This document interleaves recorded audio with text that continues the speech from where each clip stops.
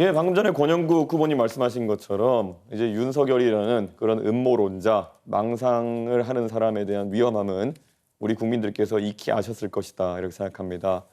그분이 여러 가지 망상을 하셨지만 특히 부정선거 담론 같은 경우에는 매우 위험했고 그것을 규명하겠다는 미명하에 계엄이라는 아주 큰 잘못을 저질렀습니다. 저는 이미 정치적으로 사망한 것이나 마찬가지인 윤석열 대통령에게 얘기하기 앞서 지금 이 자리에 우리와 함께 서 있는 이재명 후보의 생각에 대해서 좀 궁금해할 필요가 있다 생각합니다. 사실 이번에 부정선거 담론 마찬가지로 지난 2012년 대통령 선거 이후에도 부정선거를 주장하는 사람들이 있습니다. 김어준 씨나 이런 분들 중심으로. 그런데 이재명 후보도 사실 이것에 동조해가지고 부정선거에 관한 내용을 공유한 바가 있습니다. 그래서 이것에 대해서 아직까지 입장을 같게 가져가시는지 궁금하고요. 천안함에 대해서도 잠수함과 충돌했다. 연구 결과 나와라는 내용을 공유하면서 천안함 음모론에 동조하는 모양새를 보이셨습니다. 그리고 또 서부전선 포격 당시에 현지 주민이 북한 측의 포사격을 듣지 못했다는 내용의 뉴스를 리트윗했는데요.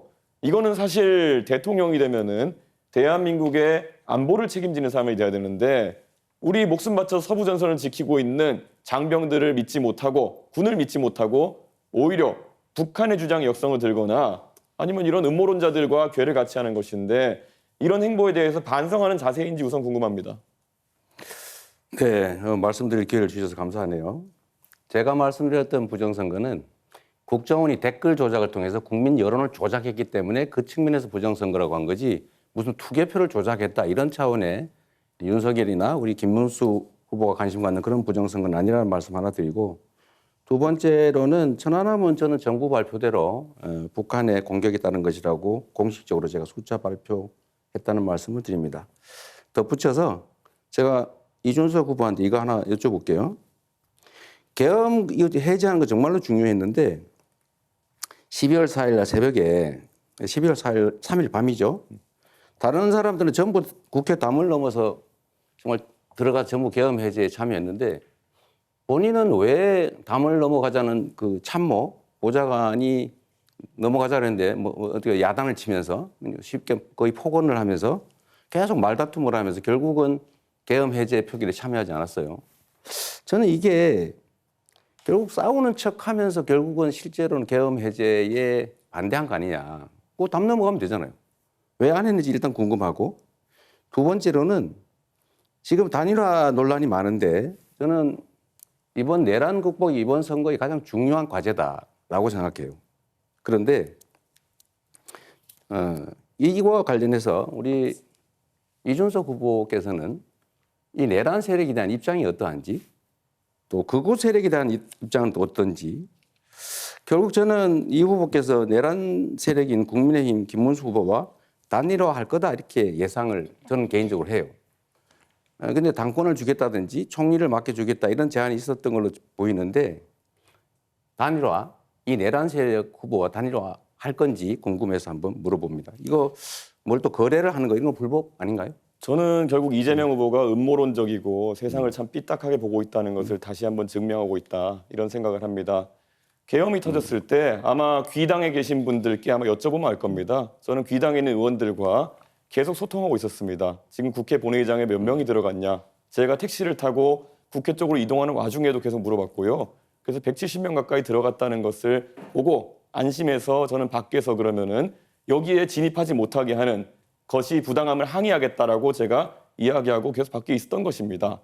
그리고 안에서 국회의장 비서실에도 연락해가지고 여기 밖에 지금 4명 정도 의원이 못 들어가고 있으니까 와서 우리를 들어가게 해달라라는 요청까지 했고 실제로 그분들이 오셨습니다. 저는 이번에 헌법재판소에서 계엄에 대한 판단을 내리면서 탄핵 판단을 내리면서 결국 이런 것들이 증거자료로 쓰인 것을 잘 알고 계실 겁니다. 그리고 제가 천하람 의원실에 저와 막역하게 지내는 비서관에게 그 얘기를 했을 시점은 이미 표결이 끝난 시점이었습니다. 제가 도착한 시점이 표결 한 5분, 4분 전이었고요. 그렇기 때문에 제가 안에 있는 민주당 의원들과 소통까지 해가면서 정확한 숫자를 파악해서 저는 밖에서 못 들어간 의원들과 같이 들어가겠다 했던 것입니다. 그것을 비난하는 의도를 저는 잘 모르겠는 것이 민주당에도 진입하지 못한 의원님들이 있는 것으로 알고 있습니다. 그분들은 그럼 이재명 후보의 논리대로라면은 계엄을 막을 생각이 없었다는 것입니까? 그렇게 삐딱한 생각으로 우리 당 의원 보는 시각과 다른 당 의원 보는 시각이 다르기 때문에 이재명 후보가 갈라치기하고 우리 편 아니면 다 적이라고 본다는 그런 이야기를 듣는 겁니다. 굉장히 안타깝고요. 저는 국민의힘의 이야기에 대해 가지고 단 한 번의 예외 없이 단일화에 관심 없다고 이야기하고 있습니다. 이재명 후보는 그냥 본인의 망상 속에서 계속 그것만 두려운 겁니다. 그래서 이런 아주 중요한 정책을 물어봐야 되는 자리에서 자기 궁금증 해소하러 나오신 거거든요. 저는 이런 것들은 이재명 후보가 굉장히 편협한 시각을 갖고 있다는 확신을 국민에게 줄 거라 봅니다. 네, 제가 정리삼아 이 말씀을 한번 드려볼게요. 그렇게 설명하시면 됩니다. 국민들은 의구심을 가지고 있죠. 거기서 말다툼을 하면서 시간을 보내고 의결 정족수가 충분하니까 계속 싸우고 있겠다. 이건 저는 국민들께 납득하기 어려울 거라고 생각해요. 물론 단일화 문제에 대해서는 나중에 결과가 결국은 나오겠죠. 그때 가서 보기로 하겠습니다. 제가 김문수 후보님한테 하나만 더 여쭤볼게요. 네. 김문수 후보님 가산제 지금 재도입하겠다고 공약하셨죠.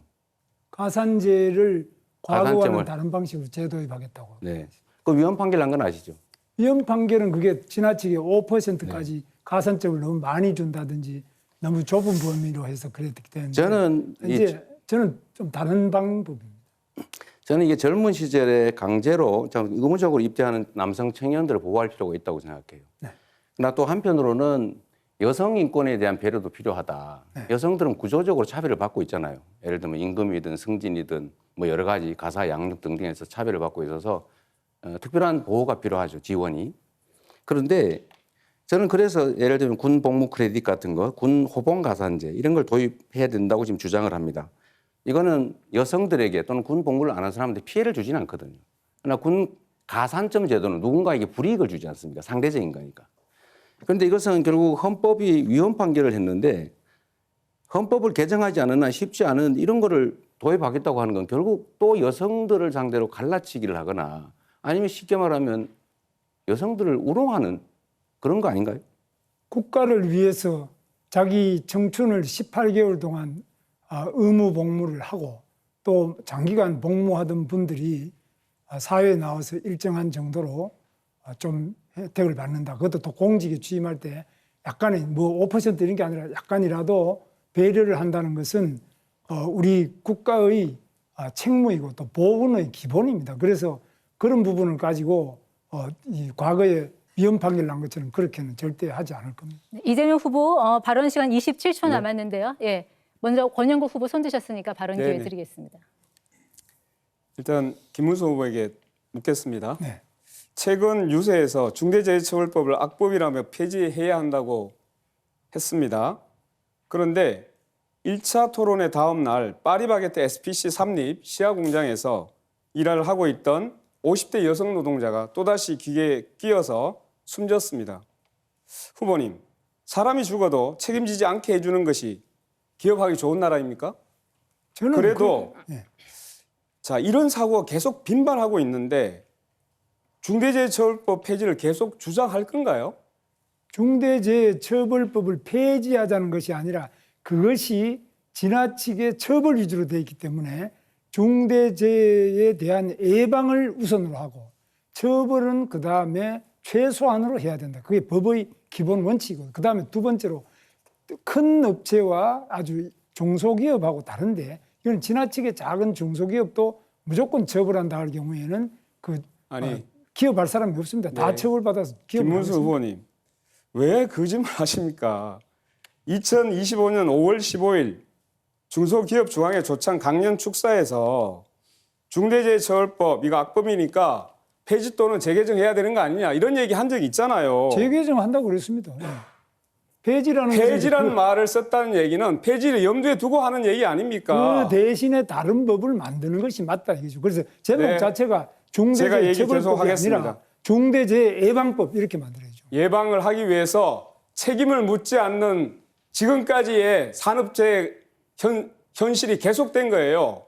제대로 책임을 묻지 않으니까 예방이 됩니까? 산업재해에 대해서는 회장이나 이 사장들이 자기가 처벌받지 않습니다. 그러니까 지금까지 계속적으로 비용 든다고 해서 안전조치 안 해온 것 아닙니까? 그거 잘 알고 계시잖아요. 산업재해에 대해서는 자, 권영국 우리 네, 제가 며칠 후보보다는 전에 제가 훨씬 더 많이 압니다. 제가 며칠 왜냐하면, 전에 예. 잠깐만요. 제가 말씀드리겠습니다. 제가 며칠 전에 빈소를 다녀왔습니다.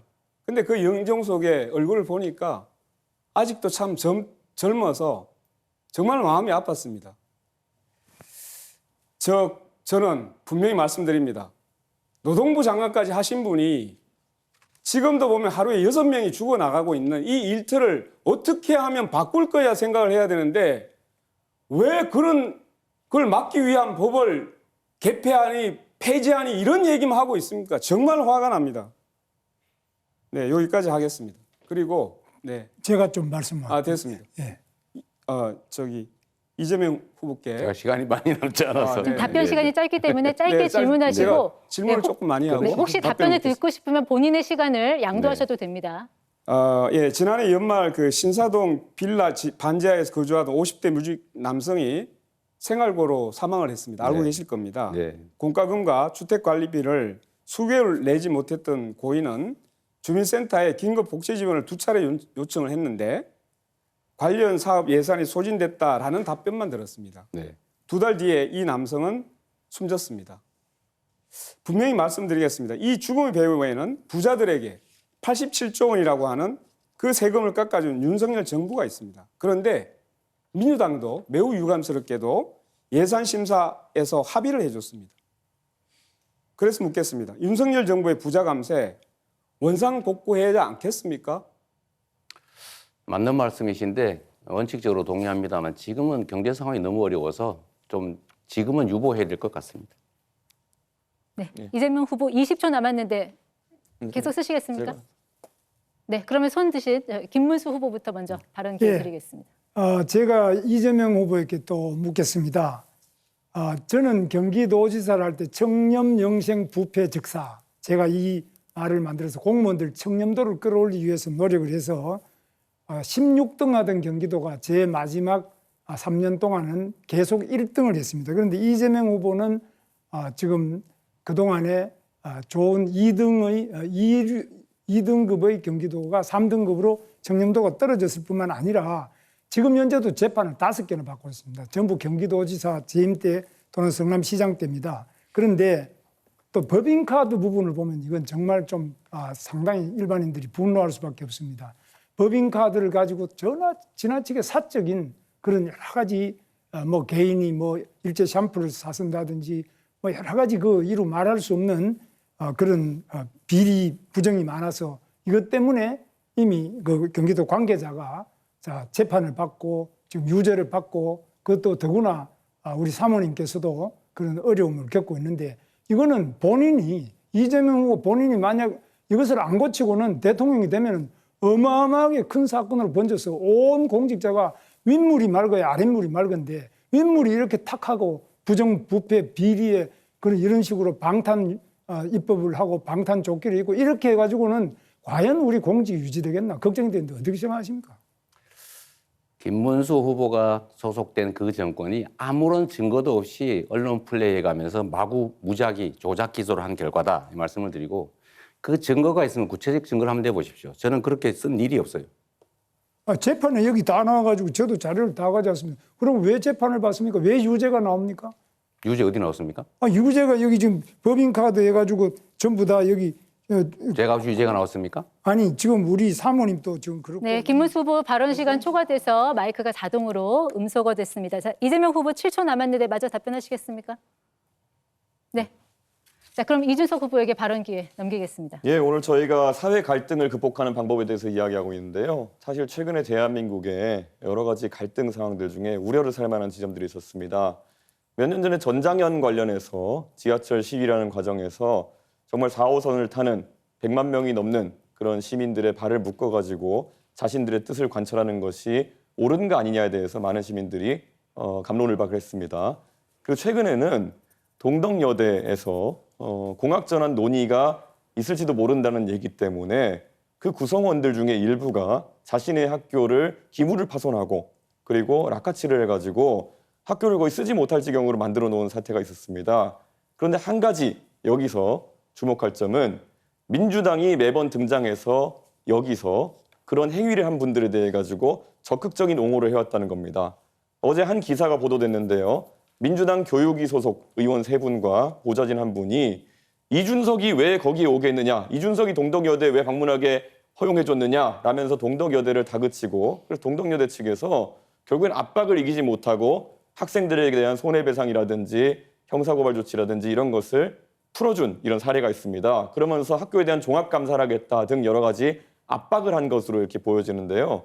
저는 사실 전장현이나 아니면 이런 동덕여대 폭력 사태 이런 것들에 대해 가지고는 사회 질서를 유지하기 위한 최소한의 원칙을 우리가 가져가야 된다 보는데, 민주당이 자신들과 뜻이 비슷하면은 이런 식으로 개입해가지고 정치적 권력으로 책임을 면해주는 이런 상황, 여기서 법 질서가 바로 서겠느냐, 그리고 이런 일들이 재발되지 않겠느냐라는 우려를 하게 하는데요. 이재명 후보님 어떻게 생각하십니까? 나중에 주도권 토론에 답변하도록 할게요. 지금 답하기 너무 시간이 없습니다. 네, 그럼 예, 권영국 그러면 후보께 제가 똑같은 질문을 발언 기회 그러면은 드리겠습니다. 권영국 후보님께 좀 드리고 싶습니다. 이런 의미에서 민주노동당 같은 경우에는 앞으로 이런 사회 질서를 훼손하는 행위가 발생했을 때 민주당과 마찬가지로 만약 대통령이 되신다면은 옹호하는 스탠스를 취하실 건지 궁금합니다. 예, 질문이 잘못됐습니다. 전장년의 시위가 왜 발생했는지, 동덕여대 여학생들의 시위가 왜 발생했는지 그것을 먼저 물어야 됩니다. 원인이 있고 결과가 있는 것이지, 지금 이준석 후보는 결과에 따른 갈등 사항만 이야기하고 있습니다. 과연 그게 문제를 풀 수 있는 길이라고 생각합니까? 그 원인이 무엇인지 그게 말씀 주십시오. 사회통합이라고 생각하십니까? 그 원인이 무엇인지. 그래서 다른 걸 하나 물어보겠습니다. 지금 농촌에서는 일당 11만 원이 돼도 이주노동자가 없어서 난리입니다. 그럼에도 이준석 후보는 이주노동자에게 차등임금제, 그러니까 최저임금을 다르게 설정하자고 공약했습니다. 이것이 과연 농촌 현실에 맞는 정책입니까? 우리 근로기준법 제6조는 국적에 따른 차별을 금지하고 있습니다. 그리고 외국인 고용법 22조에서도 외국인 노동자 차별을 금지합니다. 알고 계시죠? 1998년 비준한 고용 및 직업상의 차별에 관한 ILO 협약에서도 출신국에 따른 차별을 엄격히 금지하고 있습니다. 지금 공약은 명백한 법 위반일 뿐만 아니라 국제협약 위반입니다. 어떻게 이런 공약을 낼 수 있습니까?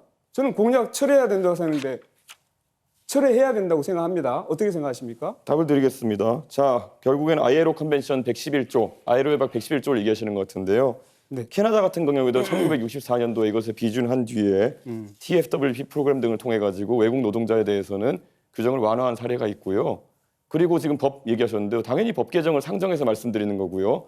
권영국 후보자께서 말씀하시는 것이 전 이해가 가지 않는 것이, 최저임금이라는 것은 임금의 최저선을 얘기하는 겁니다. 네, 맞습니다. 말 그대로 최저임금을 낮춘다고 해가지고 안 오던 사람이 온다? 그런 것도 아닙니다. 그렇기 때문에 무엇을 지적하려고 하는지가 우선 논리적으로 맞지 않거든요. 논리적으로 맞는 말씀을 해주셔야 됩니다. 임금을 차별. 자, 예. 그래서 어떻게 되는지 아십니까? 현재 OECD 국가 중에도 외국인이라고 최저임금을 다르게 적용한 나라가 있습니까? 최저임금 제도가 없는 나라도 있습니다. 최저임금을 다르게 적용한 나라가 있습니까? 미국 제가 말씀드리지 자, 않습니까? 일부 국가에서 시도했다가 이 내국인 일자리를 뺏는다고 폐지한 제도입니다. 아니, 제가 아시겠습니까? 미국 말씀드렸는데 왜 미국이 아니라 OECD 말씀하셨는데 미국은 외국인하고 내국인을 차등하는 데를 있느냐고 묻는 네, 권영국 후보 시간 다 쓰셨습니다. TFWP 프로그램 제가 말씀드렸지 않습니까? 캐나다에서 유지됐었다고. 관점을 그렇게 이야기하면 안 됩니다. 늘 왜 갈라치기 합니까? 네, 발언 시간 초과됐습니다. 자, 이재명 후보 6초 남았는데 쓰시겠습니까? 네, 그러겠습니다. 우리 김문수 후보님, 증거가 있으면 제시하고 말씀하시는 게 좋겠습니다. 네. 네. 두 분 다 발언 시간 다 쓰셨고요. 이준석 후보 7초 남았습니다. 쓰시겠습니까? 방금 전에 권영국 후보님 말씀하셨는데 아까 그냥 캐나다의 TFWP 프로그램도 말씀드렸고요. 한국에선 이미 폐지되었지만 산업연수생 프로그램도 있었습니다. 그렇기 때문에 ILO 컨벤션에